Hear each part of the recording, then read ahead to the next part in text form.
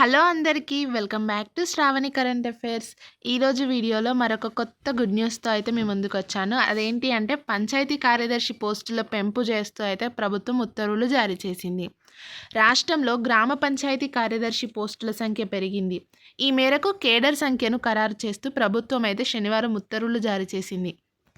ప్రస్తుతం 4 కేటగిరీలలో 12,380 పోస్టులు ఉండగా వాటినైతే 12,760కి అయితే పెంచినట్లు పేర్కొంది. కొత్త కేడర్ సంఖ్య అమలు దృష్ట్యా ప్రతి నెల ఖజానాపై 42 కోట్ల అదనపు భారం అయితే పడుతుందని వెల్లడించింది. ప్రస్తుతం ఉన్న 12,380 పోస్టులకు 10,824 మంది మాత్రమే పనిచేస్తున్నారు. పెంచిన దాన్ని పరిగణలోకి తీసుకుంటే ఖాళీల సంఖ్య 1936కు పెరిగింది.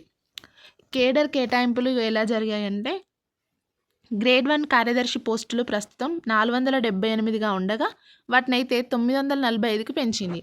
గ్రేడ్ 2 పోస్టులు 519 నుంచి 1,258కి, గ్రేడ్ 3 పోస్టులు 2,598 నుంచి 3,769కి పెంపు జరిగింది. గ్రేడ్ 4 పంచాయతీ కార్యదర్శి పోస్టులు 8,785 ఉండగా వాటిని 6,788కి అయితే కుదించింది.